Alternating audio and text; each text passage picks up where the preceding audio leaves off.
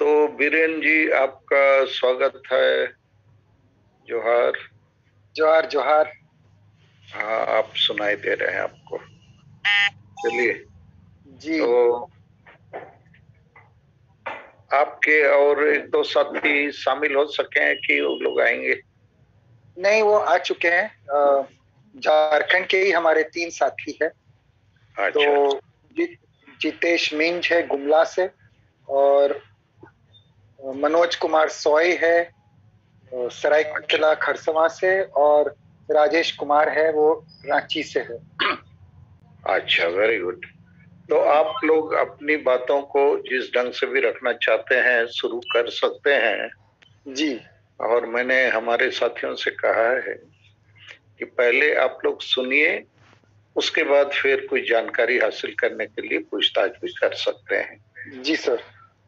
ठीक है, तो बीरेन जी चलिए आपकी तरफ से। ओके। तो सबसे पहले तो सलखान जी, आपको बहुत बहुत धन्यवाद, जोहार, और अड़ी अड़ी सराहाव कि आपने पिछले साल की तरह इस बार भी ये हमको मौका दिया। पिछले साल मुझे याद है आपने ऐसे 2 बार हमको बुलाया था, और सारे आदिवासी सेंगल अभियान के 5 राज्यों के, अब 6 राज्यों में जहां जहां पर फैला हुआ है, छत्तीसगढ़, उड़ीसा, झारखंड, बंगाल, असम, और शायद बिहार में भी कुछ कुछ इलाकों में, तो सभी लोगों से ये दिसोम के बारे में साझा करने के लिए आपने जो मौका दिया था, और इस बार भी आपने दिया है, तो उसके लिए तहे दिल से धन्यवाद। हम लोग थोड़ा सा दिसोम के बारे में, ये कॉन्सेप्ट क्या है, ये नेतृत्व की जो कार्यक्रम है, उसके बारे में आपके समक्ष रखना चाहेंगे। हमारे पहले बैच, एक बैच ऑलरेडी जारी है, और उस बैच के 3 हमारे फेलोज है जो आज मौजूद है।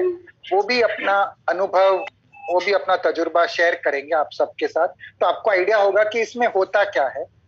और फिर हमारा जो एक आवेदन प्रक्रिया इस साल, अभी नया बैच हम लोग चयन करने की प्रक्रिया में है, और उसकी जो आवेदन प्रक्रिया है उसमें क्या क्वालिफिकेशन है, क्या योग्यता है, ताकि आप में से कई लोग काफी जुझारू है, मूवमेंट में शामिल हो, काफी सामाजिक राजनीतिक कार्यों में शामिल हो, तो आप में से कुछ लोग तो ऐसे होंगे जो खुद अप्लाई करना चाहेंगे, और वो हमारे लिए बहुत स्वागत होगा।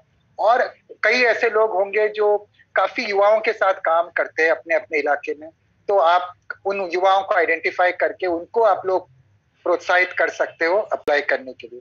तो ये हमारा आज का मकसद है। उसके बाद जो भी आपके सवाल, कुछ सुझाव होंगे, कुछ कमेंट होंगे, वो हम जरूर आपसे भी सुनना चाहेंगे। तो मैं शुरू करता हूं। पहले दिसोम, तो आप लोगों के सामने दिसोम का मतलब तो बोलने की जरूरत ही नहीं है। हमने जब हमारे कार्यक्रम का नाम चुनना था, तो हमने सालखान जी से ही पूछा था कि दिसोम का मतलब आप थोड़ा हमें बताइए, और उन्होंने हमको बताया था कि वो जगह जहां पर हमारी रूह बसती हो। वो एक बहुत ही व्यापक शब्द है, इसका मतलब बहुत सीमित नहीं है। वो गांव भी हो सकता है, देश भी हो सकता है, और पूरी पृथ्वी भी हो सकती है। तो सलखान जी से ही हमने काफी मार्गदर्शन लिया था इस शब्द को चुनने में। और हमने हमारे कार्यक्रम का नाम इसीलिए रखा क्योंकि हम कल्पना कर रहे नेतृत्व की, वो एक छोटे से समुदाय के लिए नेतृत्व ना हो, एक एक पर्टिकुलर एरिया के लिए नेतृत्व ना हो, एक पर्टिकुलर मुद्दे के लिए नेतृत्व ना हो, लेकिन पूरे सभी लोगों के लिए हो, सभी सजीव निर्जीव सभी चीजों के लिए हो। जो आदिवासियत का एक मूल, एक एक फिलॉसफी है कि सभी लोग उसमें शामिल हो। पेड़, पहाड़, जंगल, नदी, नाला, जानवर, सभी उसमें शामिल हो। हम सबके बारे में सोचे। ऐसी लीडरशिप क्या हम सोच सकते हैं? आज की दुनिया में तो वो नहीं दिखती है। अभी तो हम रशिया और यूक्रेन की जो लड़ाई देख रहे हैं, और हमारे देश में भी जो हो रहा है, धर्म के नाम पे, जाति के नाम पे, लिंग के नाम पे, भाषा के नाम पे, राष्ट्रवाद के नाम पे, पॉलिटिकल आइडियोलॉजी के नाम पे, एक ही घर में 2 भाई आपस में बात नहीं करते। मैंने झारखंड में भी देखा है, बंगाल में भी देखा है, बात नहीं करते क्योंकि दोनों अलग अलग पॉलिटिकल पार्टी के सपोर्टर हैं। तो हम नई नई दीवारें खड़ी करते हैं लोगों के बीच में।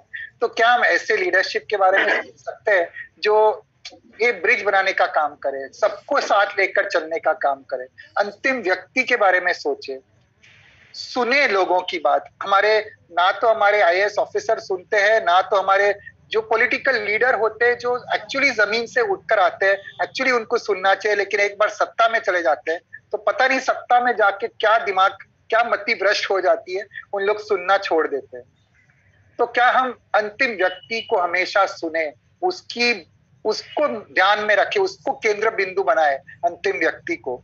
तो क्या ऐसी लीडरशिप हम सोच सकते हैं, खास करके राजनीतिक क्षेत्र में? क्योंकि आर्थिक क्षेत्र में, सामाजिक क्षेत्र में, एनजीओ में बहुत सारे ऐसे लीडरशिप प्रोग्राम होते हैं, लेकिन पॉलिटिकल लीडरशिप जहां पर वाकई में सारा खेल खेला जाता है, सारा डिसीजन मेकिंग वहां पर होता है, और उनके जो डिसीजन होते हैं उससे बड़े बड़े व्यापक प्रभाव पड़ते हैं हमारे समाज में, देश में, दुनिया में। एक पुतिन के कारण या एक यूक्रेन के प्रेसिडेंट के कारण पूरी दुनिया में असर पड़ता है। तो बहुत उसके जो इम्पैक्ट होते बहुत ज्यादा व्यापक होते पॉलिटिकल लोगों के। तो इसीलिए हमने सोचा कि हमें जो लीडरशिप का फ्यूचर की तैयार करनी है सेवा भावना से, जो समाज के लिए समर्पित हो, वो पॉलिटिकल स्पेस में हमें तैयार करनी है। वो चाहे चुनावी प्रक्रिया से पॉलिटिकल स्पेस में हो या कोई भी ऐसा काम जो पॉलिटिकल काम हो, जो सत्ता को चैलेंज करने वाला काम हो, जो व्यवस्था को सुधारने का काम हो, जो सामाजिक हित की बात करता हो, वो बहुत पॉलिटिकल काम होता है। चुनाव तो एक जरिया होता है। अभी जो आदिवासी सेंगेल अभियान करता है वो पॉलिटिकल काम है, लोगों को मोबिलाइज कर रहा है, प्रश्न उठा रहा है। तो उसमें आप चुनाव लड़ो या ना लड़ो वो अलग बात है, लेकिन फिर भी काम तो पॉलिटिकल है। तो हम पॉलिटिकल लीडरशिप निर्माण करने का ये एक प्रयोग है, एक प्रयास है। हमारा 1 साल पहला बैच हमारा अभी चालू है। ये 15 महीने का फुल टाइम प्रोग्राम है, मतलब ये ऑनलाइन प्रोग्राम नहीं है, ये 15 महीने का रेजिडेंशियल आवासीय प्रोग्राम है। और ये 15 महीने इसलिए क्योंकि हमने सोचा आपको आज की तारीख में आईटीआई करना है तो कम से कम 2 साल हम लोग देते हैं, इंजीनियरिंग करना है तो 4 साल लगता है, मेडिसिन 4.5 साल लगता है, आर्किटेक्ट बनना है तो 5 साल लगता है, लॉयर बनना है तो 5 साल लगता है। तो फिर हम क्यों सोचते हैं कि अगर पॉलिटिकल आदमी बनना है तो बिना ट्रेनिंग का कोई भी आ सकता है इसमें? ऐसा तो नहीं होना चाहिए। कोई भी आता है इसलिए तो हमारी दुर्दशा हुई है। तो हमने सोचा कि कम से कम 15 महीने तो उस व्यक्ति को देना चाहिए अपने आप को तराशने के लिए, अपने आप को निखारने के लिए, अपने आप को तपने के लिए। तो ये हमने सोचा है। मैंने सोचा ये ब्रॉडली एक भूमिका आपको शेयर करूं। और अब मैं हमारे जो फेलोज हैं उनको मैं एक एक करके रिक्वेस्ट करूंगा। तो सबसे पहले हमारे बीच राजेश कुमार है रांची से, तो मैं उनको इनवाइट कर रहा हूं और उनको बोलता हूं पहले अपना परिचय भी दे। और हमारे जो अभी पहले बैच में 19 फेलोज हमारे साथ अभी है, तो ये 19 फेलोज की जो एक विविधता जो है, कौन कौन तबके से लोग आते हैं, तो उसमें जो डाइवर्सिटी अनेक प्रकार की, हमारा देश में इतनी ज्यादा विविधताएं है, और ये जो विविधता में हम लोग जो अगर साथ में सबको लेकर साथ चल सकते हैं वो बहुत ही खास चीज है। तो मैं राजेश को रिक्वेस्ट करूंगा हमारे कोहॉर्ट की जो डाइवर्सिटी है उस पर बात करें और उससे उनको खुद को वो क्या सीखे हैं। ये 12 महीने हो चुके, 3 महीने और बचे हैं, तो ये डाइवर्सिटी से वो खुद क्या सीखे उसके बारे में थोड़ा शेयर करें संक्षिप्त में। जी धन्यवाद वीरेंद्र, और सभी साथी आज जितने जुड़े हैं सभी को जोहार, प्रणाम, और सालखन सर को विशेष धन्यवाद। और मेरा नाम राजेश कुमार है जैसा कि वीरेंद्र ने बताया, और मैं रांची झारखंड से हूँ, रांची में ही रहना होता है। और दिसोम में जुड़ने से पहले मैं एक प्राइवेट यूनिवर्सिटी में लेक्चरर था, मैं पढ़ाता था। और उसके पहले मैंने आम आदमी पार्टी के साथ करीब 6 सालों तक काम किया। झारखंड में आम आदमी पार्टी का मीडिया प्रभारी हुआ करता था। उसके अलावा सामाजिक संगठनों के साथ बच्चों की शिक्षा पे थोड़ा दिन काम किया है। कोविड का जब पहला वेव आ रहा था तो रांची की बस्तियों में काम करने का अवसर मिला, लोगों के लिए काम किया। और इन सब के साथ जो एक सपना है, मैं पहले डाइवर्सिटी के बारे में बताऊं तो उस सबका देशों में जितने लोग जाते हैं उनका एक सपना है, और मेरा सपना ये है कि भाई जिस राजनीतिक व्यवस्था की हम बात कर रहे हैं उस राजनीतिक व्यवस्था में लोगों के मुद्दे कहाँ हैं, तो उसमें शिक्षा एक बड़ा, मुझे लगता है कि एक राजनीतिक मुद्दा है जिस पे राजनीति होनी चाहिए। खास करके झारखंड, बिहार, उड़ीसा जैसे राज्यों की जब हम बात करते हैं तो मुझे लगता है शिक्षा एक पॉलिटिकल इशू होना चाहिए जिस पे राजनीति होनी चाहिए, जिस पे सवाल पूछे जाने चाहिए और इस पे लोग भी सवाल करें और हमारे जो नेता हैं वो भी इस पे बात करें। तो ये मेरा सपना है कि शिक्षा एक राजनीतिक मुद्दा हो। जैसा कि बीरेन ने बताया कि देशों में कितनी विविधता है, कितनी डाइवर्सिटी है, तो जिस विविधता को हम देश के रूप में देखते हैं, देश में जितनी डाइवर्सिटी है मुझे लगता है उतनी ही डाइवर्सिटी देशों में भी है, क्योंकि देशों भी देश का एक छोटा रूप है इसके मीनिंग से भी, और जिस तरह वहां पे लोग रहते हैं, जिस तरह के लोग रहते हैं, ये जो विविधता है देशों में वो आपको हर पैमाने पे दिख जाएगी। अब भाषा की बात बोलिए, वहां पे विभिन्न प्रदेश, यहाँ पे करीब 8 प्रदेश से हम लोग 19 लोग अभी देशों में हैं। तो 8 प्रदेश से जब आते हैं तो वहाँ की भाषा, वहाँ के कल्चर सबको लेकर, तो भाषा और संस्कृति का जो कल्चर का विविधता है वो देशों में दिखता है। उसमें कर्नाटक की झलक भी दिखती है, उसमें राजस्थान की झलक भी दिखती है, उसमें गुजरात की झलक भी दिखती है, उसमें झारखंड की भी झलक दिखती है और उसमें यूपी की भी झलक दिखती है। तो वो भाषा में, बोली में दिखता है और कल्चर में दिखता है।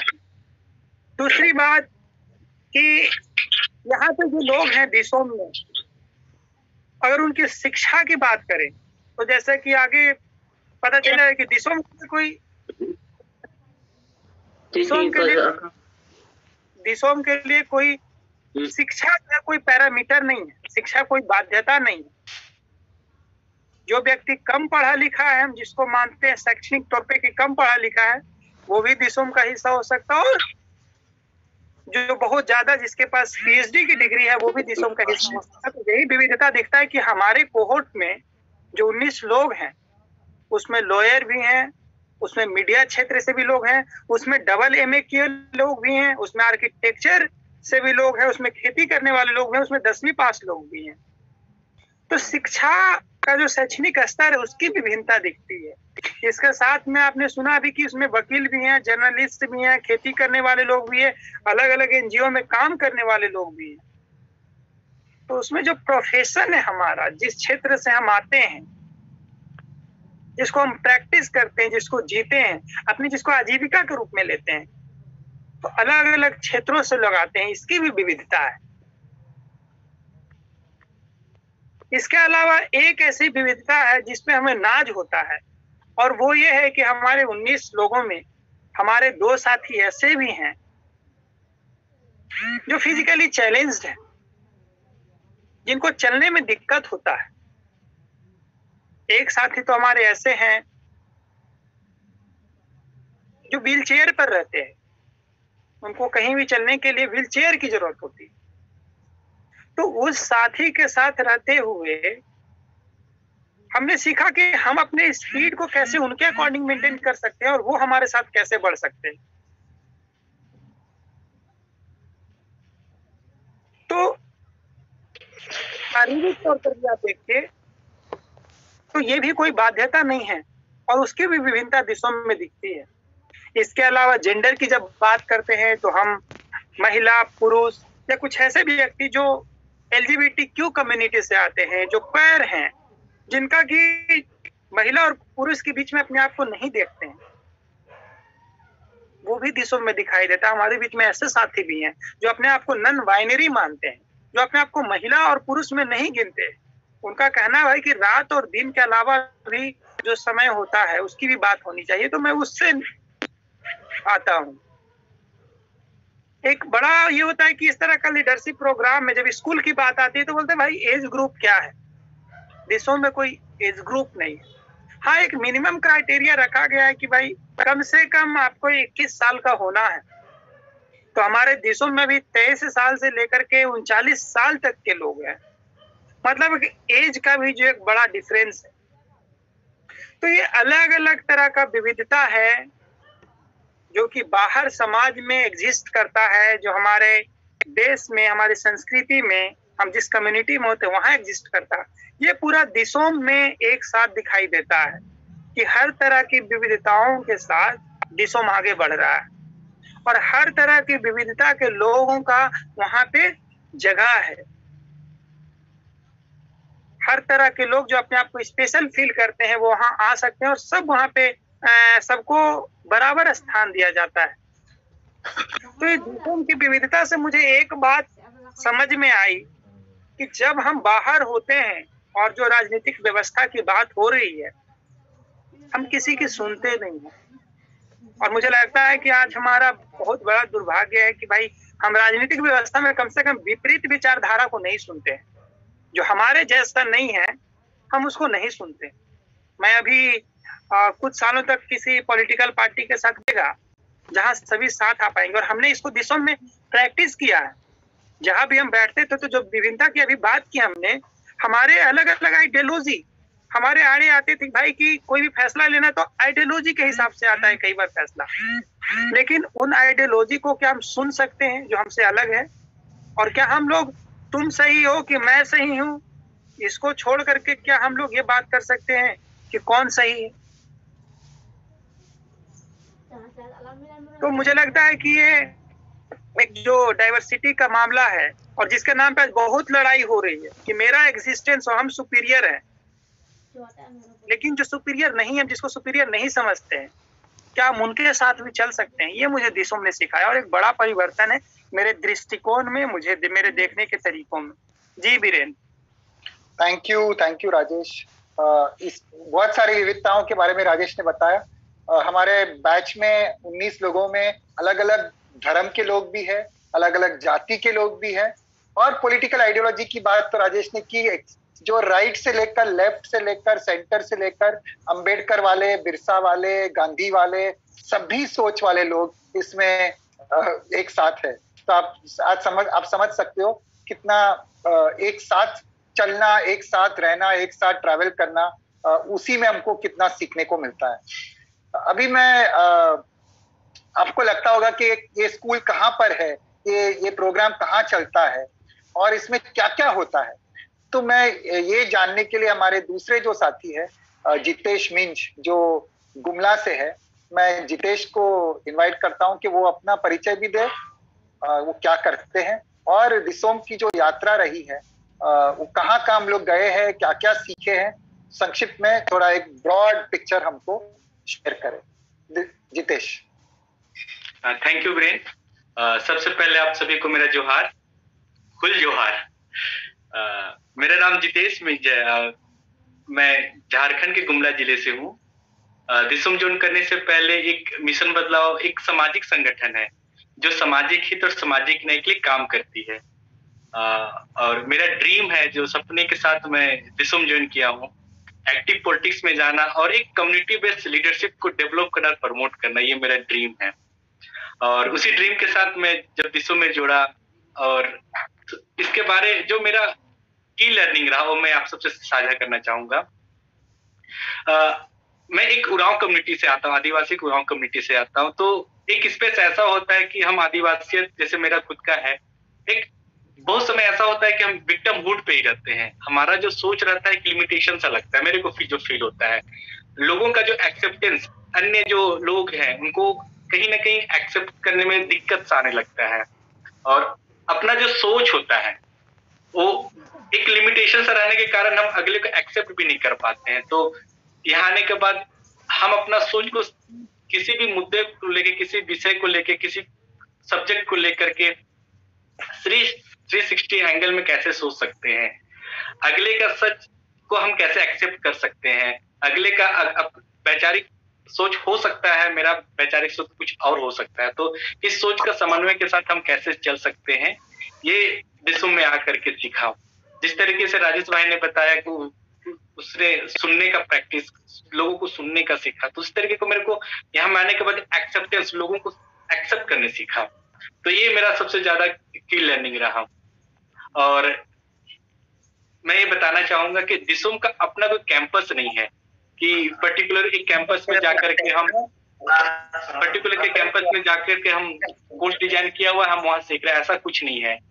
हम भारत के विभिन्न कोने में इस 1 साल के जर्नी में वैसे लोगों से मुलाकात किए जो एक सामाजिक तौर पे, एक ग्रास रूट स्तर पे बेहतर तरीके से काम किए। इसमें कोई IAS ऑफिसर भी मिले हम लोगों को, कोई पॉलिटिकल आदमी भी मिले, ऐसे लोग भी मिले जो व्यक्तिगत तौर पे बहुत बेहतर तरीके से काम करे। ऐसे NGO सबसे मुलाकात हुई जो जमीनी स्तर पे एक अपना एक मॉडल के साथ उन्होंने काम किया हो, और ऐसे लोगों से मुलाकात हुई जो पद्मश्री अवार्ड रहे हैं, उनका काम करने का सलीका, ये सबको करीबी से जानने और सीखने का मौका मिला है।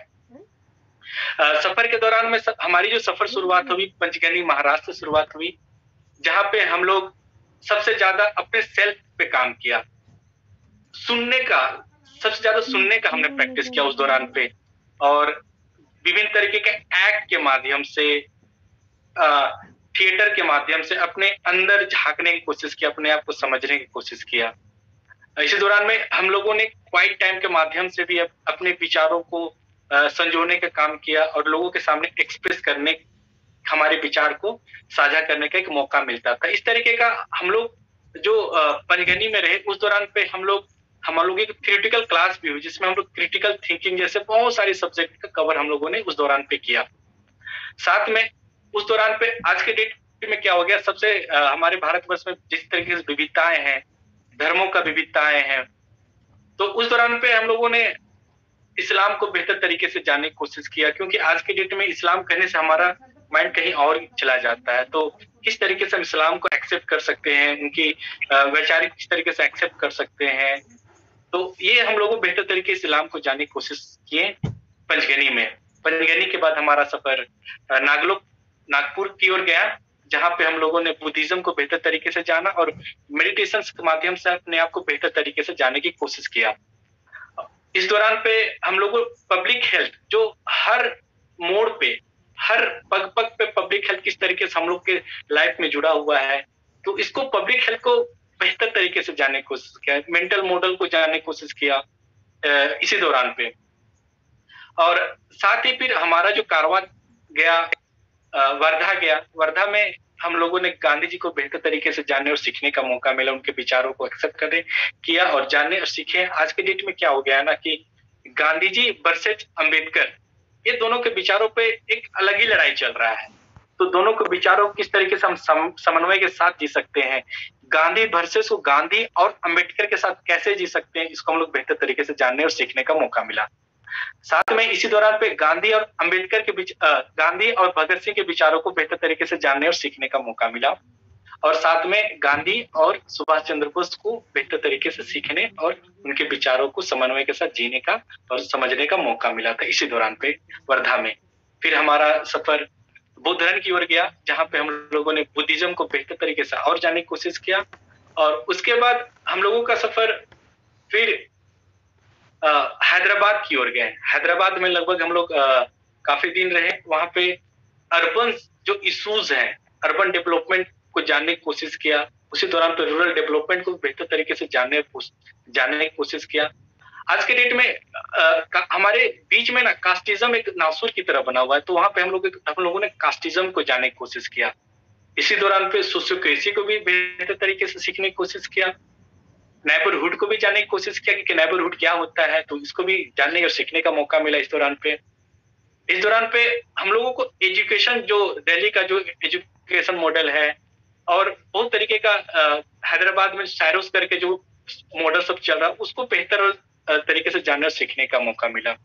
इसी दौरान पे हम लोगों को बहुत सारे एनजीओ के माध्यम से जो अपना एक मॉडल एजुकेशन सिस्टम को लेकर के चले, इस दौरान पे सीखने और जानने का मौका मिला। इसी दौरान पे जो पॉलिटिकली तौर पे बहुत एक्टिव रहे, उनका एक अपना ही मॉडल के तौर पे अपने राज्य पे स्थापित है, तो उनको भी जानने और सीखने का मौका मिला। साथ में इसी दौरान पे हम लोगों ने पद्मश्री अवार्डेड कुछ लोगों से मुलाकात हुई, उनके मॉडल, उनका काम करने का शैली को सीखने का मौका मिला। फिर हम लोगों का सफर चिंतूरू की ओर गए, आंध्र प्रदेश में। वहां पे हम लोगों ने करीबी से आदिवासियों को जानने का मौका मिला। ऐसे लोगों से मुलाकात हुई जो अब लुप्त प्राय हो जा रहे हैं, आदिम जनजाति जिसको हम कह सकते हैं। उनको हम अपना उंगली में गिन सकते हैं। ऐसे लोगों से मुलाकात करके उनके समस्याओं को, उनके रहने का शैली को जानने का और सीखने का मौका मिला, किस तरीके को जी रहे हैं। तो ये हम लोगों ने करीबी से जानने और सीखने का मौका मिला। साथ ही हम लोगों का सफर आगे गया, जो विस्थापित लोग हैं, उस दौरान पे विस्थापित लोगों से जानने और सीखने का मौका मिला। पोलावरम डैम के माध्यम से जो विस्थापन हो रही है, उन लोगों से, उनके पास जाकर के विस्थापन का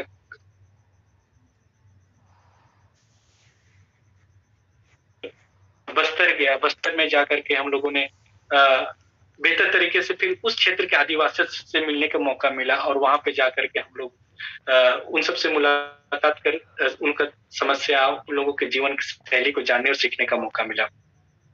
बस्तर में हम लोगों वहां पे क्या हो रहा है कि ऑर्गेनिक खेती बहुत बेहतर तरीके से हो रही है। तो ऑर्गेनिक खेती का किस तरीके से वहां लोग ऑर्गेनिक फार्मिंग कर रहे हैं, तो वो चीज भी वहां से सीखने और जानने का मौका मिला। और साथ में वहां पे नक्सलिज्म को भी जानने का बेहतर तरीके से एक मौका मिला उस दौरान पे बस्तर में रह करके। फिर हमारा कारवां फिर यहाँ पे जमशेदपुर गया, और जमशेदपुर में उससे पहले बनारस हम गए, और बनारस में जा करके हम लोग संविधान को कवर करने की कोशिश किया, संविधान को बेहतर तरीके से जानने और सीखने का मौका मिला। साथ में उसी दौरान पे हिंदुइज्म को जानने और सीखने का मौका मिला कि बेहतर तरीके से किस तरीके से हर धर्म को एक्सेप्ट कर सकते हैं। तो वहां पे हिंदुइज्म को भी हम लोगों ने जानने और सीखने का मौका मिला।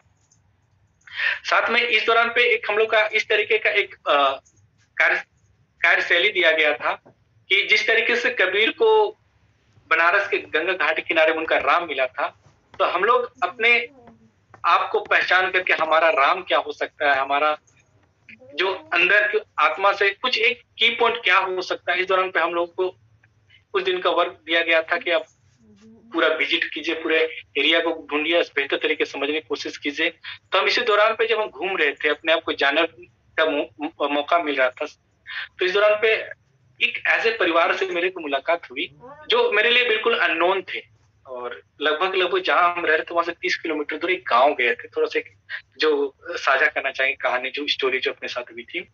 तो वहां जाने के बाद अपना जो दिसुम के सफर को बताएं, और जिस तरीके का हम लोग कर रहे हैं, सीखने का कोशिश कर रहे हैं, लोगों के साथ जुड़ने की कोशिश कर रहे हैं। तो एक परिवार के साथ हमने साझा किया कि हमारा दिसुम क्या है।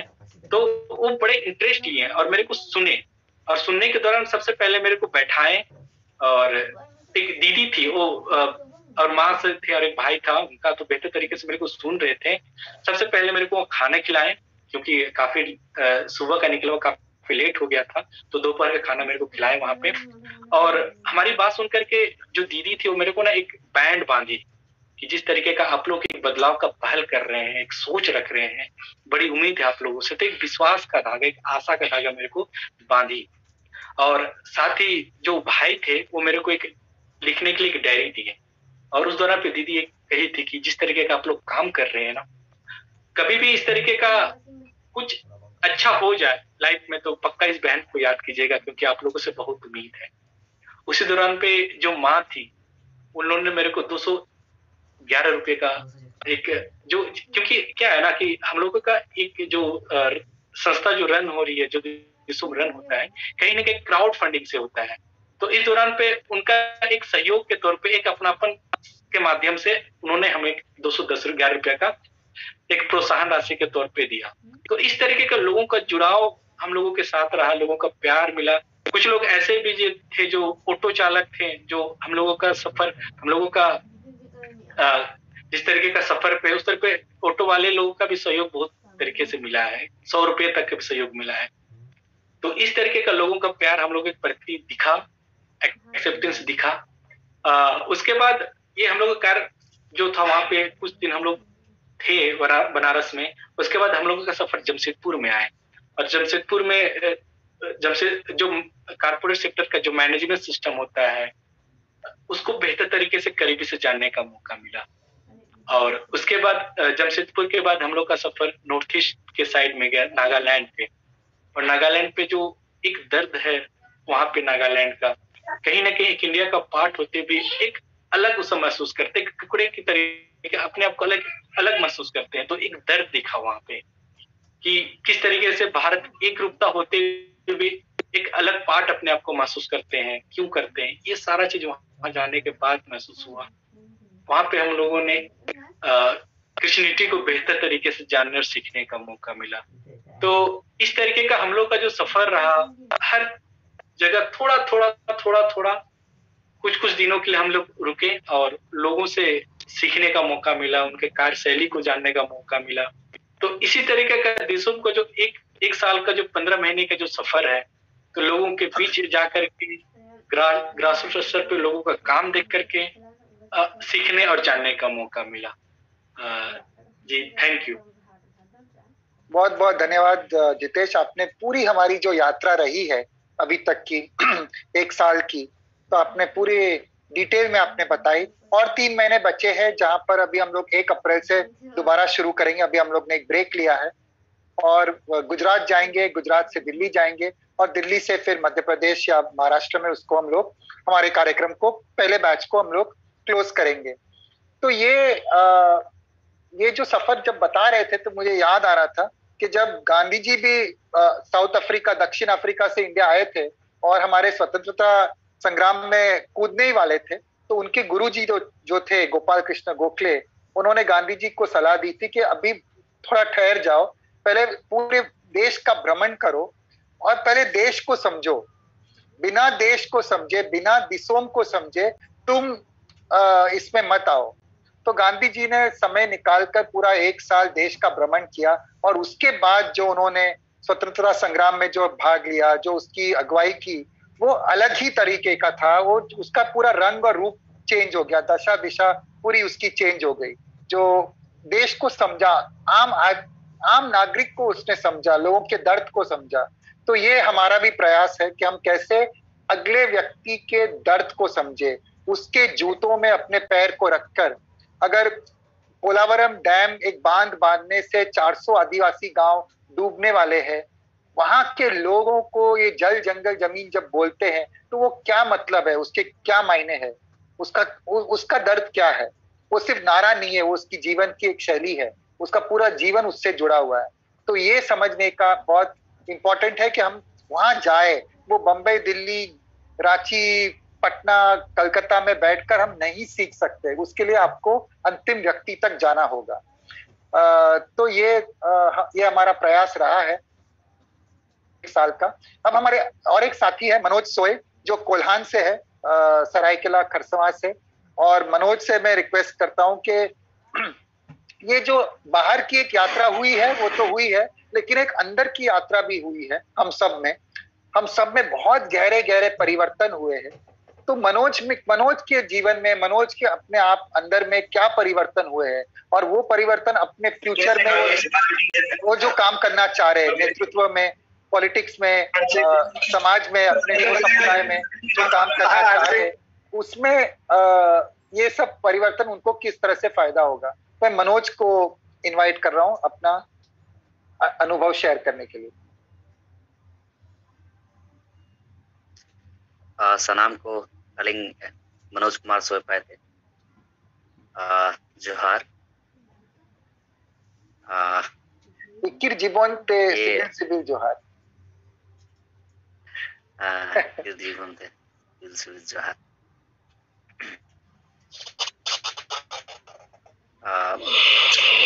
10-11 महीनों की जर्नी बहुत कम शब्दों में बहुत मुश्किल है। प्रयास करता हूं कि आप सबों के बीच में मैं जो भी अनुभव रहे हैं वो साझा करूं। मनोज थोड़ा लाउडली दोनों बोलेंगे साथी तो अच्छा रहेगा।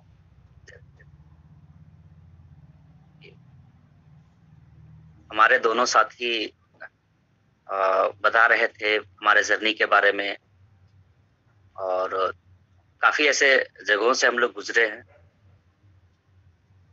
चीजों को देखा है। और जैसा कि मैं कोल्हान के सरायकला जिला कुचाई ब्लॉक से का रहने वाला हूँ, और ये क्षेत्र भी अगर हम देखें तो नक्सल प्रभावित, शिक्षा का उतना पहुंच नहीं है और बेरोजगारी भी है। तो काफी सारी चीजें देखी है यहाँ पे। एक विक्टिम खुद के से खुद को देखा है शुरू में, और ऐसी कई चीजें थी जो अंदर में थी कि लोगों के जो सोच थी, अलग अलग आइडियोलॉजीज रहे हैं यहाँ पे, काम करते हैं, कोई पार्टी है, उसको भी देखने का नजरिया अब कह सकता हूँ कि पॉजिटिव वे में आया है। क्योंकि सबको मुझे लगता था कि हम आदिवासियत हैं, हमारे में बहुत सारे चीजें हैं जो सुपीरियर हैं, और बाद बाकी लोगों की सुनता भी नहीं था। और इस 11 महीनों की जर्नी में अलग अलग धर्मों के लोग, अलग अलग आइडियोलॉजी को फॉलो करने वाले लोग, उन लोगों के साथ में रहना बहुत मतलब आसान नहीं था। ये काफी चैलेंज था। पहले तो हम लोगों ने अंतर से ही अंतर आत्मा से कैसे बात करना है, दूसरों को कैसे सुनना है, इसको सीखने में कि इसमें संयम रखने में ही काफी समय लगा। और एक था कि एक एनजीओ में ही काम करना है। आदिवासी ओ समाज महासभा के साथ मैं 2015 से जुड़ा हूँ, भाषा संस्कृति को लेकर के काम कर रहा हूँ। तो एक पॉलिटिकल सोच नहीं था हमारे। हम कई सारे ऐसे प्रोग्राम करते हैं, हमारे कल्चरल प्रोग्राम सब करते हैं, तो वहाँ पे लोग काफी आते हैं। पर जब हमारी कोई बात आती है कि नहीं पॉलिसी लेवल में कुछ बात करना हो, तो वहाँ पे कहीं ना कहीं ये पॉलिटिशियन जो होते हैं वहां पे भी हमें झुकना पड़ता है। तो उसको मैं समझ ही नहीं पा रहा था। तो वहां लगता था कि ये सामने वाला व्यक्ति जो है हमें समझ क्यों नहीं रहा है। तो उसको कहीं ना कहीं एक मतलब अपने नजर में एक बुरा व्यक्ति या बुरा पॉलिटिशियन समझ बैठता था। लेकिन अब वैसा नहीं है। अभी काफी सारे ऐसे लोगों से भी मिले, आरएसएस के यहाँ भी गए। मतलब दिमाग में ऐसा है कि आज आरएसएस को सुनने से लोगों का गुस्सा एकदम चेहरे पे उभर के आता है। लेकिन जब हमने आरएसएस के लोगों से मिला, भले ही हम उनके आइडियोलॉजी को, उनके काम करने के तरीके को पसंद नहीं करते हैं, लेकिन क्या हम उनको सुन सकते हैं? और हमने उनको सुना, उनको समझा। तो ये चीज इस जर्नी में हमारे साथ कई बार हुआ। और इससे एक चीज अंदर में आई कि हम सामने वाला व्यक्ति कितने भी विरोधी हो, उसको पहले हम सुनने के बाद में हम विचार करें कि हमें उसको मानना है या नहीं मानना है। तो मुझे लगता है कि ये जो परिवर्तन अपने अंदर में मैं देखता हूँ आज वर्तमान परिस्थिति में, तो ये मुझे पब्लिक फील्ड में मुझे बहुत मदद करता है। आज यहाँ पे हम लोग 2 महीनों से भी घर पे हैं, और इस दरमियान पार्टी के कई सारे लोग भी जानते हैं, अलग अलग पार्टी के लोग, उनके मीटिंग्स में जाके मैं बीच में बैठता हूँ और एक समझने का भी सोच रहा था कि मैं अपने आप को एक प्रयोग करूं, क्योंकि दुश्मन में एक प्रयोग ही है अभी। तो उसमें कई सारे ऐसे परिवर्तन आए हैं, तो हम कैसे सुन सकते हैं। तो ये एक बड़ा बदलाव आया। लगता है कि मुझ में एक चल रहा है, मैं इसको और बेहतर कर सकता हूँ आगे जाकर। और दूसरी चीज ये थी कि मैं सपने और रास्ते में फर्क नहीं कर पाता था। तो वर्तमान परिस्थिति में ऐसा है कि हमारे साथी जो अलग अलग राज्यों से हैं, इन ग्रुप्स में ही एक दूसरे को सीखने सुनने का जो एक प्रक्रिया चला है, हम आपस में भी काफी सारी चीजें सीखे हैं। हमें चैलेंज करते हैं, जिसे हम सपना समझ रहे हैं, क्या वाकई वो हमारा सपना है या सपने तक पहुंचने का रास्ता है? तो ये कुछ चीजें हैं जो अपने अंदर में मैं देखता हूँ। और मुझे वो बात भी याद आता है, हिंद स्वराज में जो गांधी जी ने लिखा है अपने गुरु जी का, कि भारत को समझने के लिए या भारत में स्वराज को स्थापित करना है तो देश को समझना होगा, देश के लोगों को समझना होगा, देश के कल्चर को, संस्कृति को समझना होगा। तो इस दौरान काफी सारे लोगों से भी मिले, तो अलग अलग डाइवर्सिटी के लोग हैं और सबकी अपनी अपनी एक सोच है। तो जब हम मिलते हैं तो हम समझ पाते हैं कि देश में इतनी सारी डाइवर्सिटी है और उसको समझे बिना तो हम दीवारें ही खड़ी करेंगे, हम काम नहीं कर पाएंगे। तो ये एक मुझे लगता है कि प्रयोग का चल रहा है। ये कुछ चीजें हैं जो मैं समझ पाया हूँ और मैं अपने क्षेत्र में अगर बदला तो मुझे लगता है कि मेरे बदलने से मेरे आसपास का जो वातावरण है, मैं इस पे विश्वास रखता हूँ कि वहाँ परिवर्तन जरूर दिखेगा। तो समय काफी है और काफी संख्या में लोग भी हैं। मुझे उत्सुक है क्योंकि यहाँ पे जो लोग जुड़े हुए हैं सब क्रांतिकारी लोग हैं। मैं सेंगेल अभियान के काफी सारे लोगों से को जानता भी हूँ और उनके साथ मैं काफी चर्चा में भी रहता हूँ, क्योंकि ये एक क्रांतिकारी काम है और क्रांतिकारी प्रयोग है और हमारे साथ में क्रांतिकारी लोग जुड़े हैं, काफी संख्या में जुड़े। अब तक का हमारे मीटिंग का सबसे ज्यादा संख्या में लोग जुड़े हुए हैं। तो हमारे कोल्हान के लिए, हमारे लोगों के लिए, हमारे देश के लिए शायद कहीं हम योगदान दे पाए खुद को या समाज को। तो उसमें हम साथ में हम भारत का भ्रमण कर रहे हैं, सीख रहे हैं कुछ बेहतर करने का, कुछ अलग करने का।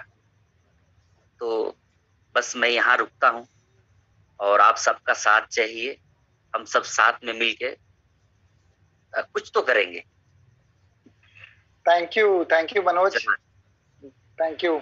तो आपको एक आइडिया मिला होगा कि ये दिसोम की जो यात्रा है वो क्या है, वो क्या परिवर्तन आते हैं लोगों में और समझ बनती है, और ये सब तैयारी है फ्यूचर में हार्डकोर राजनीतिक काम करने के लिए, राजनीति में जाने के लिए, राजनीतिक काम करने के लिए। तो हमको अभी हमारा जो दूसरा बैच हम लोग शुरू करने वाले हैं 15 अगस्त से, 15 महीने का पूरा प्रोग्राम है।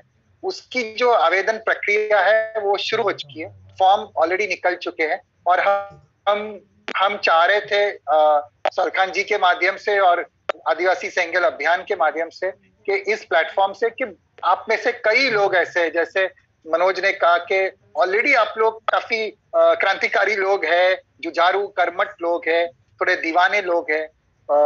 यूं कहो तो ये गलत नहीं होगा कि आप में से कई लोग पागल लोग भी हैं जो अपना घर बार छोड़कर फ्यूचर का ना सोच के सब कूदे हुए हो। तो समाज के लिए और समाज में काम करने के लिए हमें ऐसे पागलों की तलाश है। एक पागलों की पूरी एक फौज बनाने की हमारा प्लान है कि क्योंकि दुनिया में जो भी काम होता है अच्छा, जो भी असाधारण काम होता है वो पागल लोग ही कर सकते हैं। वो तो उनमें वो कीड़ा होता है, वो जुनून होता है, वही लोग ऐसा काम कर सकते हैं। तो हम चाहते हैं कि आप में से कई लोग दिसोम में आवेदन भरे, आप अप्लाई करें। अगर आपको लगता है आपके लिए नहीं है तो आप जरूर, आपके इर्द गिर्द ऐसे लोग होंगे जो आपको लगता है कि इनको आना चाहिए, तो आप उनको प्रेरित करें, उनको प्रोत्साहित करें अप्लाई करने के लिए। ये एप्लीकेशन की क्या योग्यताएं हैं, क्या क्राइटेरिया है, मेरी एक आखिरी साथी आई है जो दिसोम की हमारी कोर टीम की सदस्य है, भावना दिल्ली से है। तो मैं भावना जी से रिक्वेस्ट करता हूं कि वो भी हमारे जो आवेदन प्रक्रिया है उसके बारे में, क्या क्या योग्यताएं है, क्या नहीं है, उसके बारे में थोड़ा साझा करें।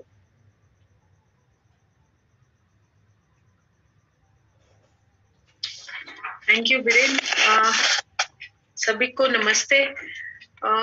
काफी कुछ जो हमारे फेलोज कवर कर चुके हैं उससे ही आपको एक मुझे लगता है आइडिया मिला होगा कि ये कार्यक्रम क्या है, किस तरह के लोगों को की तलाश है दिसोम को, या लोगों को दिसोम की तलाश है, ये आइडिया भी आपको लग गया होगा। जो आवेदन प्रक्रिया है, जैसा बीरेन ने बताया कि एप्लीकेशन ऑलरेडी आवेदन हमारे वेबसाइट पे है। हमारे पास अभी यहाँ चैट पे डालने का ऑप्शन नहीं आ रहा है, लेकिन इसके बाद हम वो लिंक शेयर कर सकते हैं जहां पर आप उसको क्लिक करके आवेदन फॉर्म को प्राप्त कर पाएंगे। आवेदन को आप ऑनलाइन भी भर सकते हैं और उसको डाउनलोड करके ईमेल के द्वारा भी भेजा जा सकता है। यदि किसी को आवेदन भरने में किसी तरह की सहायता चाहिए, चाहेंगे विचार आप ही के हों, लेकिन यदि लिखने में किसी भी भाषा में आप लिख सकते हैं, और इसको रिकॉर्ड करने में या लिखने में अगर सहायता चाहिए तो हमारे वेबसाइट पे इसकी पूरी जानकारी है। वो नंबर है जिस पर आप हम में से किसी को भी संपर्क कर सकते हैं। हमारे फेलोज जो अभी आपसे बात कर रहे हैं वो भी आपके संपर्क में आ सकते हैं, अपना नंबर शेयर कर सकते हैं। आवेदन की सबसे एक खास बात यह है कि जैसा अभी राजेश ने शुरू में बताया कि इसमें कोई उम्र की सीमा नहीं है। हमने न्यूनतम उम्र 21 साल रखा है ताकि व्यक्ति में इस तरीके का एक मैच्योरिटी आ जाए कि वो 15 महीने अलग अलग जगह जाकर के अपनी सामाजिक जटिलताओं को और सामाजिक जो इंटर रिलेशनशिप्स होते हैं उसको समझ सके। तो 21 साल न्यूनतम उम्र है, मैक्सिमम उम्र कोई भी नहीं रखी है। आप लोग किसी भी उम्र में इसमें अप्लाई कर सकते हैं।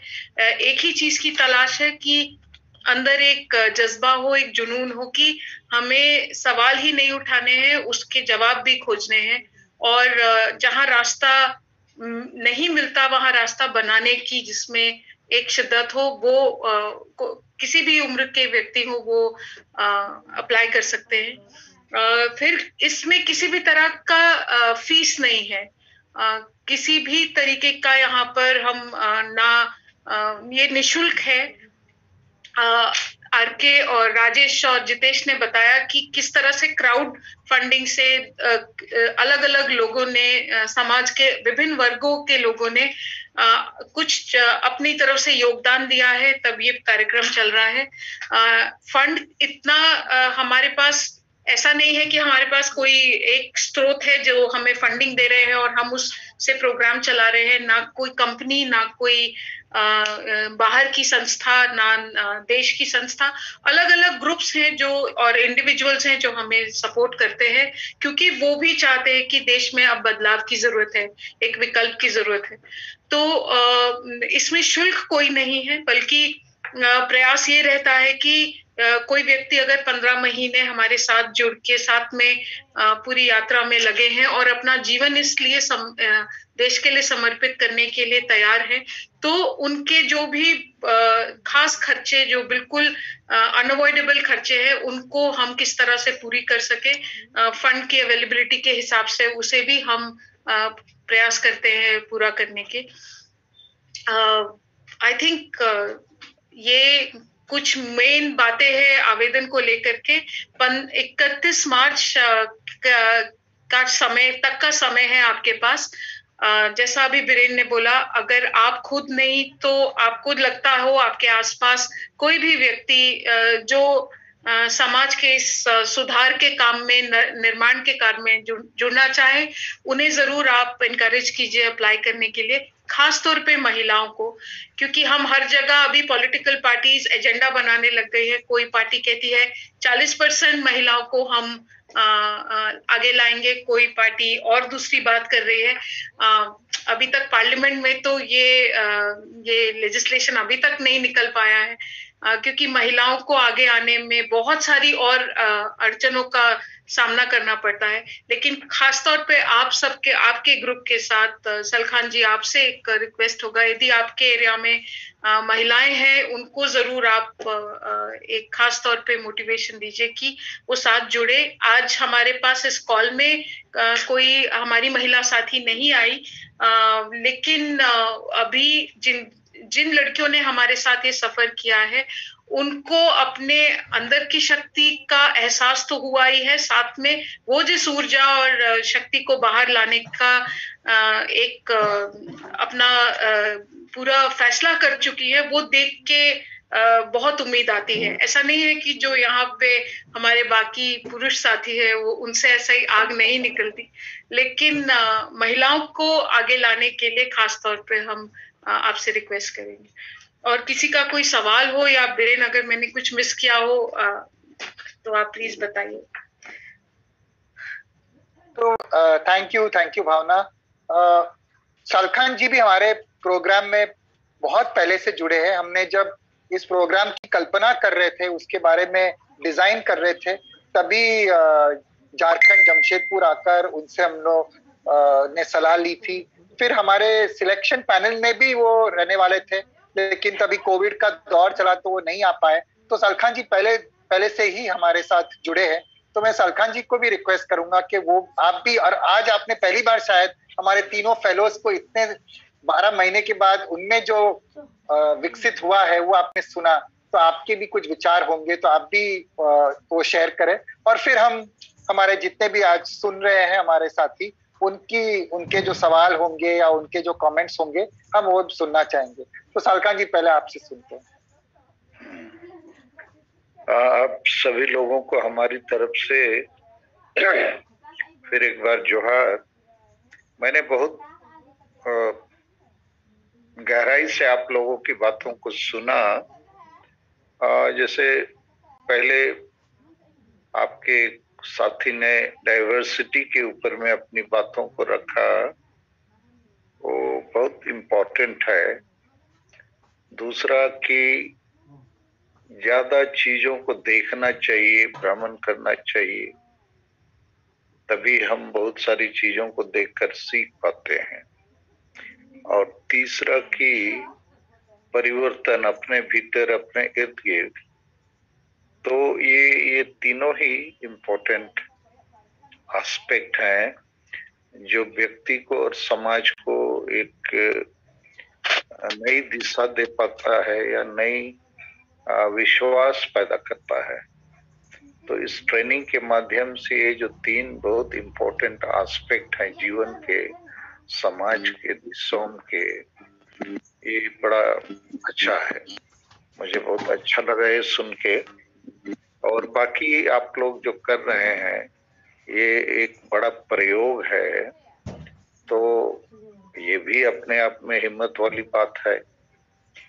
और पूरी टीम को हम अपनी तरफ से इन सारे प्रयासों के लिए बधाई देंगे कि आप लोग आगे बढ़ते जाइए, इसका इम्पैक्ट और बड़ा बनेगा। और ये जो देशों में कुछ जज्बाती लोग जो कुछ करना चाहते हैं, कर सकते हैं, उनके मन में कुछ करने का ललक है, सपना है, तो हम लोग कोशिश करेंगे कि मार्च के आखिर तक में वैसे कुछ लोग इसमें अप्लाई करें और उसमें महिलाएं भी हों। फिलहाल मेरी तरफ से यही है। और फिर एक बार आप लोगों को इस अच्छे काम के लिए, साहस के काम के लिए बधाई। धन्यवाद सर। और हम आपको हमारा पोस्टर, जैसे भावना ने कहा, पोस्टर आपको व्हाट्सएप में भेज देंगे, उस पे लिंक भी है। तो आपसे निवेदन है कि आप पूरे ये सभी साथियों को आप भेज दें ताकि वो उस लिंक पे जाकर फॉर्म को डाउनलोड कर सके। और दूसरा आपसे रिक्वेस्ट होगा कि आपके जहन में कुछ लोग होंगे जो आपने मार्कआउट करके रखे कि इन लोग में फ्यूचर लीडरशिप पोटेंशियल है, तो उनको तो आप प्लीज पर्सनली आप उनको प्रेरित करिए और प्रोत्साहित करें कि वो फॉर्म भरे और उसको फॉलो अप करिए कि वो फॉर्म भरे। तो ये आपसे रिक्वेस्ट होगी हमारी, आपका सपोर्ट चाहिए उसमें। और अभी साथियों से जो भी जिन लोगों को कुछ और जानना है, कुछ समझ में नहीं आया, कुछ और सवाल है या कुछ संदेह है, कुछ भी है, कुछ सुझाव है, आप जरूर पूछें। हम कोशिश करेंगे अगले 15-20 मिनट, आधा घंटा, जितना भी समय है अपने पास, तो उसमें हम कोशिश करते हैं आपके सवालों को रिस्पॉन्ड करने के लिए। बीरेन, ऐसा करते हैं, आज का समय तो 10 बजे तक नॉर्मली होता है, तब भी कुछ समय नहीं, तब भी कुछ समय हम लोग चला सकते हैं, लेकिन आप लोग मान लीजिए 2-3 दिन के बाद या कल भी कर सकते हैं या परसों भी, तो सवाल जवाब का एक सेशन हम लोग कर सकते हैं। बहुत अच्छा होगा। तो आप लोग अपने कन्वीनियंस बताइएगा। ये रात 8 से 10 बजे रोज ये जूम मीटिंग के मार्फत चलता है। क्या बात। तो कल रखिए सवाल जवाब जी। कल तो परसों रखा जाए या आप जो भी तारीख दीजिए। हाँ, परसों रखते हैं सर। परसों तो परसों का तारीख है 4 तारीख ना, शुक्रवार को। हाँ ठीक है, नहीं हाँ ठीक है, 4 तारीख को रखते हैं 9 बजे से 10 बजे तक जी। तब ये इन लोग थोड़ा सोच भी लेंगे आपस में, सिर्फ सवालों का दौर चले, सिर्फ सवालों का दौर चले। हाँ ठीक है। 4 तारीख को 9 बजे से 10 बजे हम लोग सवालों पर उनकी जो भी पूछताछ करना होगा उस पर विचार करेंगे। जी सर, बेहतर, बहुत अच्छा होगा।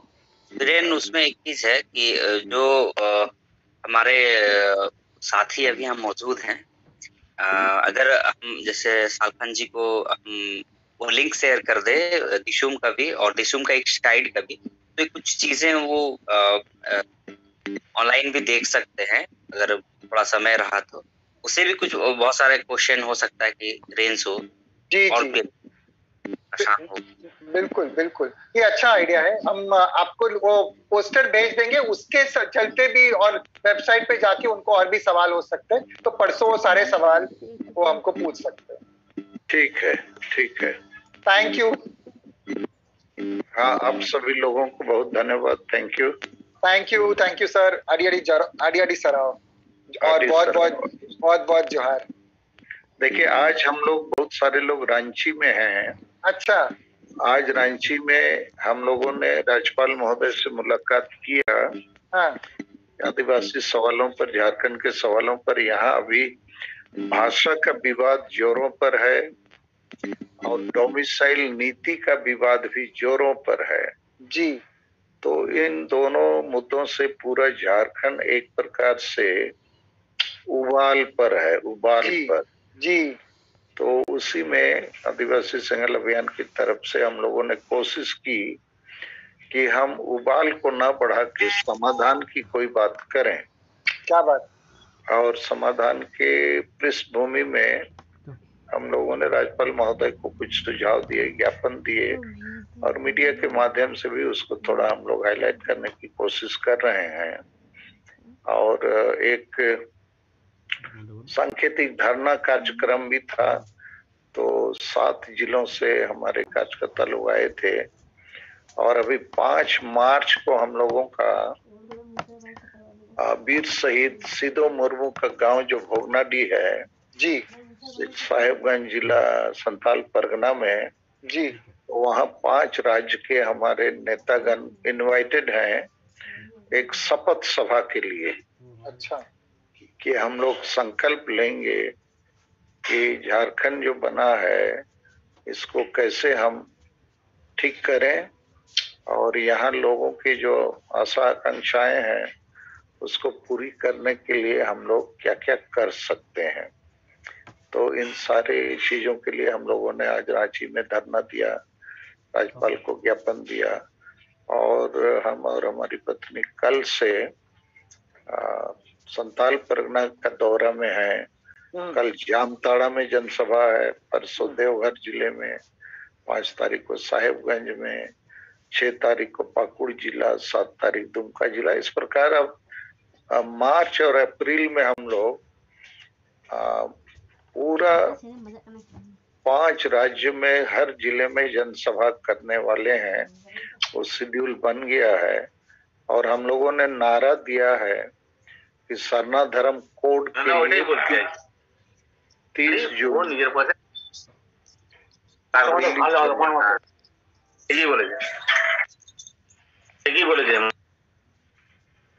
सरना धर्म कोड रैली के लिए 30 जून दिल्ली चलो। अच्छा। और संताली राजभाषा और अन्य झारखंडी भाषाओं की मजबूती के लिए 30 अप्रैल रांची चलो। तो ये एक बड़ा कार्यक्रम के रूप में हम लोगों ने इसको सोचा है और जनता के बीच में क्यों दिल्ली चलो, क्यों रांची चलो, क्यों एकजुटता बनानी है, कैसे हम झारखंड या बाकी राज्यों में जो खासकर आदिवासी भाई बहन है पिछड़ जाते हैं, तो हम उनको कैसे एकजुट करके आगे ला सकते हैं। और आदिवासी के साथ बाकी जो नॉन ट्राइबल भी हैं, जो एक प्रकार से नेशनलिटी या सब नेशनलिटी के रूप में ना बंगाली हैं, ना बिहारी है, ना उड़िया हैं, जो हमारे पड़ोसी राज्य हैं वो झारखंडी हैं, तो वो हमेशा नेग्लेक्टेड रह जाते हैं। वाह। तो इन सारे लोगों को लेकर ऐसा कार्यक्रम बना है। तो आज रांची में हम लोग का एक छोटा जमावड़ा हुआ था और ये प्रोग्राम आज मेरे हिसाब से अच्छा था। तो चलिए, आप लोग आज शामिल हुए, इसके लिए बहुत थैंक यू। और आप लोगों ने बहुत सारी चीजों को बताया। हमारे ये अधिकांश साथी रोज शामिल होते हैं, तो 4 तारीख को फिर शामिल होंगे और इस बीच में आप लोग पोस्टर और जो कुछ भी हमको भेज देंगे तो हम उसको जो व्हाट्सएप ग्रुप या सोशल हमारा ग्रुप है, साइट है, सब में फॉरवर्ड कर देंगे, तो उनको कुछ एडवांस में जानकारियां मिलेंगी। उसके बावजूद कुछ सवाल होंगे तो आप उनको बता सकते हैं। धन्यवाद सालखान जी। और आपने अभी जो प्यार वाली बात की, क्योंकि झारखंड में भी नफरतों की आग जला रहे, तो उसमें ये वाली जो एक प्यार की बातें हैं वो ज्यादा सुननी चाहिए, वो ज्यादा सुनने में आनी चाहिए। तो आपको बहुत more power to you. Thank you, बहुत अच्छा। Thank you, thank you. ठीक है, तो आप लोग से फिर 4 तारीख शाम को, ठीक है, हम लोग निकलते हैं 9 बजे हम लोग मिलेंगे। Thank you, thank you, thank you. जोहार जोहार जोहार जोहार।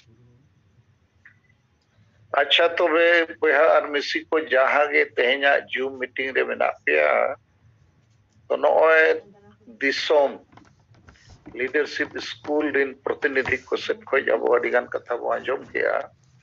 और 4 तारीख गप्पा बंगा मेयांग आरो 9 बजे को 10 बजे नवा चितान को चर्चा और जहाँ को नोरे अप्लाई सना को उसे बाय लगा 15 महीना रिया मिटन कोर्स करना, लीडरशिप ट्रेनिंग दिया और राजनीतिक ट्रेनिंग दिया।